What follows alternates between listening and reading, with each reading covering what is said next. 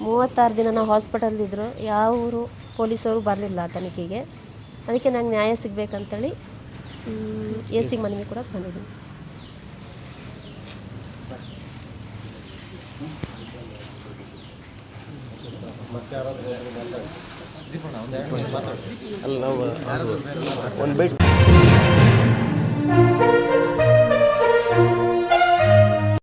ಇದಕ್ಕೆ incident ನಡೆದಿರೋದು, cylinder leakage ಆಗಿ ಆ ದಿನ ಮಧ್ಯಾಹ್ನ ನಾವೆಲ್ಲ ಹಾಸ್ಪಿಟಲಿಗೆ ಬಂದ್ವಿ.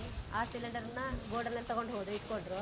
17ನೇ ತಾರೀಕಿಗೆ ಸ್ಟೇಷನಿಗೆ ತೊಗೊಬಂದರು. ಸ್ಟೇಷನಿಗೆ ತೊಗೊಂಡೋಗ ಮೊದಲು ಸ್ಟೇಟ್ಮೆಂಟ್ ಕೊಡೋ ಹೊತ್ತಿಗೆ ಆ ಗೋಡನಿಂದ ತೊಗೊಬಂದು ಸ್ಟೇಷನಿಗೆ ಅಲ್ಲಿ 36 ದಿನ ನಾವು ಹಾಸ್ಪಿಟಲಲ್ಲಿದ್ವಿ. ಒಂದು ದಿನ ಪೊಲೀಸ್ ತನಿಖೆಗೆ ಬರಲಿಲ್ಲ. ಪೊಲೀಸ್ ತನಿಖೆ ಆಗದೇ ಸಿಲಿಂಡರ್ ಗೋಡನಿಗೆ ತೊಗೊಂಡೋಗಿ ಇಟ್ಕೊಂಡಿದ್ದಾರೆ. ಒಂದು 9 ತಿಂಗಳು ತನಕ ಹಾಸ್ಪಿಟಲಿಗೆ ಓಡಾಡ್ತಾನೇ ಇದ್ದೆ, ಏನಂತಲೇ ಹೇಳಲಿಲ್ಲ. ಆದರೂ ಇವಾಗ ಇವರು ಸ್ಟೇಷನಿಗೆ ಹೋಗದೆ ಯಾವುದು ರೆಸ್ಪಾನ್ಸ್ ಸಹ ಇಲ್ಲ. ಹಾಗಾಗಿ ನಮ್ಗೆ ನ್ಯಾಯ ಸಿಗಲಿಲ್ಲ.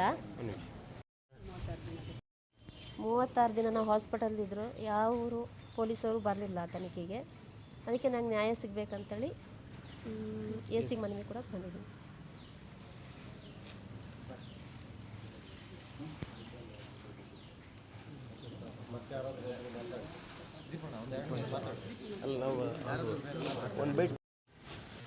ನಾನು ಸವಿತಾ ಸಮಾಜದ ಮಾಜಿ ಖಜಾಂಚಿಯಾಗಿದ್ದೀನಿ. ನಾವು ಈಗ ನಮ್ಮ ಸಮಾಜದ ವೆಂಕಟೇಶ್ ಅವರು ಇವತ್ತು ಅನಾಹುತ ಆಗಿ ಇವತ್ತು 8-10 ತಿಂಗಳಾದರೂ ಸಮೇತ 36 ದಿನ ಅವರು ಮಣಿಪಾಲ್ ಹಾಸ್ಪಿಟಲ್ ಆದರೂ ಯಾವುದೇ ತನಿಖಾಧಿಕಾರಿಗಳಾಗಲಿ, ಪೊಲೀಸ್ ವ್ಯವಸ್ಥೆ ಆಗಲಿ ಅಥವಾ ನಮ್ಮ ಅಧಿಕಾರಿಗಳು ಯಾರೂ ಕೂಡ ಮಣಿಪಾಲ್ ಹಾಸ್ಪಿಟ್ಲಿಗೆ ಅವರು ಜೀವಂತ ಇದ್ದಾಗಲೂ ಸಮೇತ ಯಾರೂ ಕೂಡ ಅವರು ತಗೊಂಡಿಲ್ಲ, ಅವರ ಒಂದು ಹೇಳಿಕೆ ತಗೊಂಡಿಲ್ಲ. ಹಾಗಾಗಿ ನಾವು 8-10 ತಿಂಗಳಿಂದ ಈಗ ನಾವು DSP ಆಫೀಸಿಗೆ ಮತ್ತು ಗ್ರಾಮಾಂತರ ಸ್ಟೇಷನಿಗೆ ಎಲ್ಲ ಕಡೆ ಅಲ್ದ್ರೂ ಸಮೇತ ನಮಗೆ ಯಾವುದೇ ರೀತಿ ನ್ಯಾಯ ಸಿಗಲಿಲ್ಲ. ಈ 106 ಸಾರಿ ಅವರ ಸ್ಟೇಷನ್ ಬಾಗಿಲು ಅಲ್ದು ನಮಗೆ ನ್ಯಾಯ ಸಿಗದೇ ಇರೋ ಕಾರಣಕ್ಕೋಸ್ಕರ ನಾವು ಇವತ್ತು A.C ಆಫೀಸಿಗೆ ಮನವಿ ಕೊಡಲಿಕ್ಕೆ ಬಂದಿದ್ದೀವಿ. ಅಂದು ಇವತ್ತಿಗೆ ಹೆಚ್ಚು ಕಮ್ಮಿ 25-30 ಲಕ್ಷ ರೂಪಾಯಿ ಖರ್ಚಾಗಿದೆ. ಆದರೆ ಅವತ್ತಿಂದ ಇವತ್ತುವರೆಗೂ ಇವರು ಬಡ ಕುಟುಂಬ ಇದ್ದಾರೆ, 2 ಹೆಣ್ಮಕ್ಳಿದ್ದಾರೆ ಇವರಿಗೆ. ಅವರು ಅನುಭವಿಸ್ತಿರೋ ನೋವನ್ನು ಯಾರೂ ಕೇಳೋರಿಲ್ಲ. ಹಾಗಾಗಿ ನಮಗೆ ನ್ಯಾಯ ಸಿಗಲಿಲ್ಲ, ನಮ್ಮ ಸಮಾಜದವರಿಗೆ, ನಮ್ಮ ಸಮಾಜದ ಒಬ್ಬ ವ್ಯಕ್ತಿಗೆ ನ್ಯಾಯ ಸಿಗಲಿಲ್ಲ ಅನ್ನೋ ಕಾರಣಕ್ಕೆ ನಾವೆಲ್ಲ ರೋಸಿ ಹೋಗಿ ಇವತ್ತು ಉಪವಿಭಾಗಾಧಿಕಾರಿಗಳ ಕಚೇರಿಗೆ ಬಂದು ಮನವಿ ಕೊಡ್ಲಿಕ್ಕೆ ಬಂದಿದ್ದೀವಿ. ಹೀಗೆ ಇವರು ನಮಗೆ ನ್ಯಾಯ ಇಲ್ಲೂ ಕೂಡ ಸಿಗಲಿಲ್ಲ ಅಂದರೆ ನಾಳೆ ಮುಂದಿನ ದಿನಗಳಲ್ಲಿ ಸವಿತಾ ಸಮಾಜದಿಂದ ಇಡೀ ಸಾಗರದಿಂದ ದೊಡ್ಡ ಬೃಹತ್ ಪ್ರತಿಭಟನೆಯನ್ನು ಹಮ್ಮಿಕೊಳ್ಳಲಿದ್ದೇವೆ.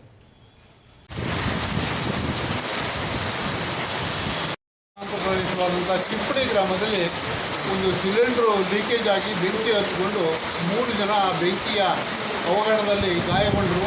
ಅದರಲ್ಲಿ ತೀವ್ರ ಗಾಯಗೊಂಡಂಥ ನಮ್ಮ ಸಮಾಜ ಬಂಧುವಾದಂಥ ವೆಂಕಟೇಶ್ ಅವರು 38 ದಿನಗಳ ಸುದೀರ್ಘ ಆಸ್ಪತ್ರೆಯಲ್ಲಿ ವಾಸ್ತವ್ಯವಿದ್ದು ಏನೂ ಆಗದೆ ಮಣಿಪಾಲದಲ್ಲಿದ್ದು ಏನೂ ಆಗದೇ ಅವರು ಮರಣ ಹೊಂದಿದ್ದಾರೆ.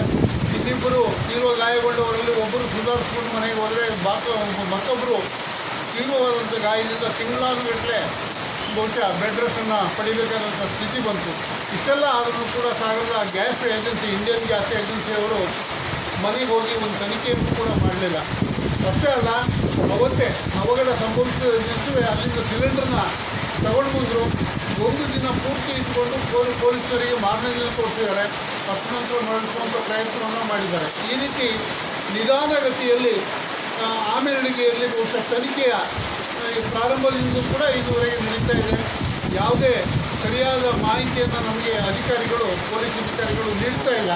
ಆ ಹಿನ್ನೆಲೆಯಲ್ಲಿ ಸರಿಯಾದ ನ್ಯಾಯವನ್ನು ದೊರಕಿಸ್ಕೊಡ್ಬೇಕು ಅಂತ A.C ಅವರ ಮೂಲಕ ಸರ್ಕಾರಕ್ಕೆ ಮತ್ತು ಇಲಾಖೆಗಳಿಗೆ ನಾವು ಮನವಿಯನ್ನು ಇವತ್ತು ಸಲ್ಲಿಸಿದ್ದೇವೆ. ಅದೇ ರೀತಿ SP ಅವರನ್ನು ಕೂಡ ಆಗ್ತೇವೆ. ಹಾಗೆ ಅವರಲ್ಲೂ ಕೂಡ ಮನವಿಯನ್ನು ಮಾಡಿಕೊಡ್ತೇವೆ. ಜಿಲ್ಲಾಡಳಿತಕ್ಕೂ ಈ ರೀತಿ ನಮಗಾದ ಅನ್ಯಾಯವನ್ನು ನಾವು ತೋಡ್ಕೊಳ್ಳಿಕ್ಕೆ ಸಿದ್ಧರಿದ್ದೇವೆ, ಅದನ್ನು ಮುಂದಿನ ದಿನಗಳಲ್ಲಿ ಮಾಡ್ತೇವೆ ಅಂತ ಹೇಳ್ತಾ, ಇದನ್ನು ತೀವ್ರಗತಿಯಲ್ಲಿ ಪ್ರಾಮಾಣಿಕವಾದಂಥ ತನಿಖೆಯನ್ನು ಮಾಡಿ ರಿಪೋರ್ಟನ್ನು ಕೋರ್ಟಿಗೆ ಸಲ್ಲಿಸಬೇಕು. ಅದನ್ನು ವಿಳಂಬ ಮಾಡಿದಲ್ಲಿ ನಾವು ಬೃಹತ್ ಇಡೀ ಸಾಗರ ತಾಲೂಕಿನ ಸವಿತಾ ಸಮಾಜ ಜಿಲ್ಲಾ ಮುಖಂಡರೊಂದಿಗೆ ಸೇರಿ ನಾವು ದೊಡ್ಡ ಪ್ರತಿಭಟನೆಯನ್ನು ಕೂಡ ಹಮ್ಮಿಕೊಂಡು ನಾವು ಸಾಗರದ ರಸ್ತೆಗಳಲ್ಲಿ ಈ ಒಂದು ಅವ್ಯವಸ್ಥೆಯ ವಿರುದ್ಧ ಹೋರಾಟವನ್ನು ಮಾಡ್ತೇವೆ ಅಂತ ಈ ಸಂದರ್ಭದಲ್ಲಿ ಹೇಳ್ತೇನೆ. ನಾವು ತಕ್ಷಣ ನಾಳೆಯೇ ಮಾನ್ಯ SP ಅವರನ್ನು ಕೂಡ ಭೇಟಿ ಆಗ್ತಾ ಇದ್ದೇವೆ. ಧನ್ಯವಾದಗಳು.